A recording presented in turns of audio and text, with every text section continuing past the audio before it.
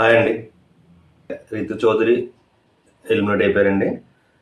Main వచ్చి తన యాక్చువల్గా టాప్ 5 కంటెస్టెంటే. ఫీమేల్ కంటెస్టెంట్లో తను చాలా బాగా ఆడింది అని నేను చెప్పను. ఫీమేల్ కంటెస్టెంట్లో చాలా స్ట్రాంగ్ అండి ఆవిడ. గేమ్స్ అయితే చాలా బాగా ఆడేది. కానీ ఆవిడ ఏం చేసేదంటే ఆ పులిహోర కంటెంట్ పెట్టుకుని పాపం ఆవిడ గేమ్ పాడు చేసుకుంది. అలాగే డీమన్ పవన్ గేమ్ కూడా పాడు చేసింది. డీమన్ పవన్ ఏంటంటే కొంచెం స్ట్రాంగ్ కాబట్టి గేమ్స్ బాగా ఆడతాడు కాబట్టి మనోడు కొంచెం ఎక్కడ నెగిటివిటీ లేదో అది తప్ప మనోడు ఎవరి కోసం వెనకాల మాట్లాడేవాడు కాదు. అలాగని ఎవరిదో మ్యాటర్లో కూడా ఇన్వాల్వ్ అయ్యేవాడు కాదు. పాపం ఏంటంటే మన డీమన్ పవన్ చేసిన తప్పలు ఏంటంటే ఆ పులిహోర కంటెంట్ ఆ ట్రాక్ వల్ల మనోడు గేమ్ అంతా పాడైపోయింది. లేకపోతే మనోడు కూడా టాప్ 3లో ఉండవలసిన కంటెస్టెంటే. కానీ రీతు మనోడు ట్రాక్ వల్ల అది మొత్తం డిజాస్టర్ అయిపోయింది. రితు గారు ఆవిడ గేమ్ నమ్ముకోలేదండి. ఆవిడ కొన్ని స్ట్రాటజీస్ వాడింది. ఒకటి, ట్రాక్ పెట్టుకుంటే లాస్ట్ దాకా ఉండొచ్చు అనుకుంది, అదొకటి మైనస్ అయిపోయింది.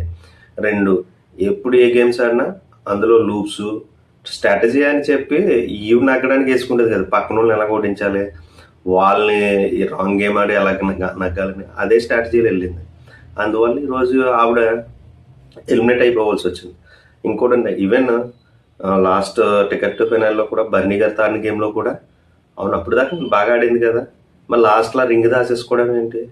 అదే కదా, దాన్నే కదా రాంగ్ గేమ్ అంటారు. నిజంగా అప్పుడు దాకా అది సంచలకు చెప్తారు, ఈవిడికి ఎందుకు వచ్చింది ఆ రింగ్ దాసేసింది. ఇప్పుడు ఏమన్నారు అందరూ, తప్పు ఈవిడది అన్నారా? ఏ స్ట్రాటజీస్ ఉపయోగించదండి. తర్వాత ఇంకో మెయిన్ రీజన్ ఏంటంటే ఈవిడ నామినేషన్స్లో ఎవరైతే వీక్గా ఉంటారో, వీకెండ్ ఎవరైతే బాటంలో ఇద్దరిని పెడతారు కదండి, వాళ్ళు కంపల్సరీ నామినేట్ చేసేదండి. ఇది ఒకటి ఇంపార్టెంట్ పాయింట్ అండి.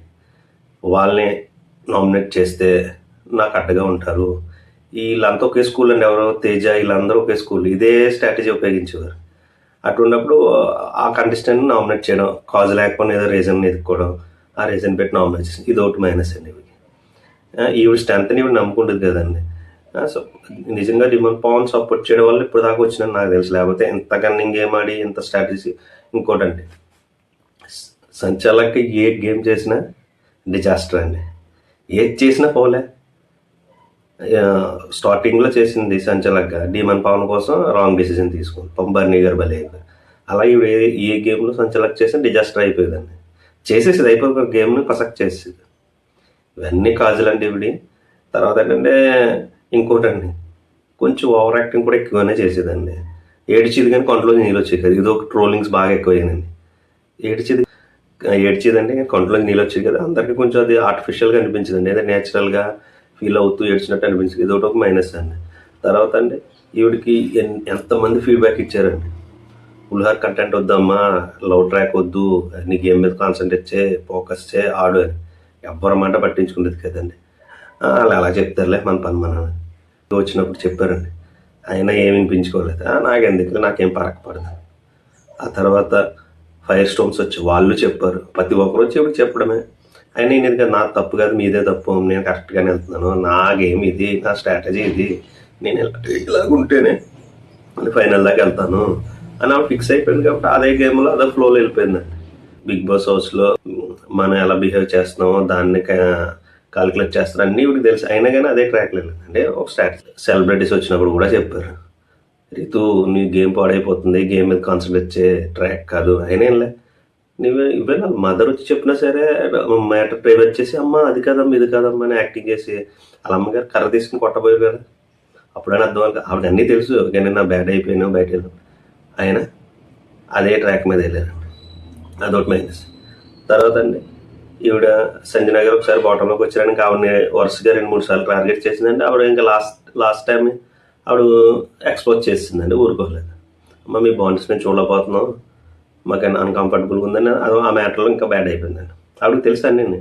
కానీ అంటే ఆ ట్రాక్ వల్ల అయితే మనం ఎవరొకరు సపోర్ట్ ఉండాలి, ఒక స్ట్రాంగ్ ప్లేయర్ని మనకు సపోర్ట్గా పెట్టుకుంటే ఫైనల్ దాకా వెళ్ళొచ్చు అని స్ట్రాటజీ. ఈవెన్ టికెట్ ఫైనల్లో కూడా ఆవిడ నమ్ముకోలేదండి, స్ట్రాటజీ నమ్ముకుంది, రాంగ్ గేమ్నే నమ్ముకుంది. అందుకే ఈరోజు హెల్మెట్ అవి ఇవన్నీ కారణాలండి. రీతు గారు హెల్మెట్ యాక్చువల్గా ఈవిడైతే స్టార్టింగ్లో వచ్చిన మంచి ఫాలోవర్స్ వచ్చిందండి, మంచి ఫాలోవర్స్ ఉన్నారు, అందరికీ తెలుసు, ఫేమ్ ఉంది. ఇంకా చేతులారా గేమ్ పాడు చేసుకుంది. ట్రయాంగిల్ స్టార్ట్ చేశారు స్టార్టింగ్లో. ఆ తర్వాత డీమన్తో కనెక్ట్ చేసుకోవడం, వాళ్ళు వేసింది పడ్డారా, ఇంకిద్దరు లాస్ట్ దాకా పాపం అతని గేమ్ పాడైపోయింది, ఈవిడ గేమ్ పాడైపోయింది. ఈరోజు ఎలిమినేట్ అయిపోయి బయటకు వచ్చేస్తుంది. ఈవెన్ టాప్ 5 కంటెస్టెంట్ కూడా లేకుండా వచ్చేస్తుంది.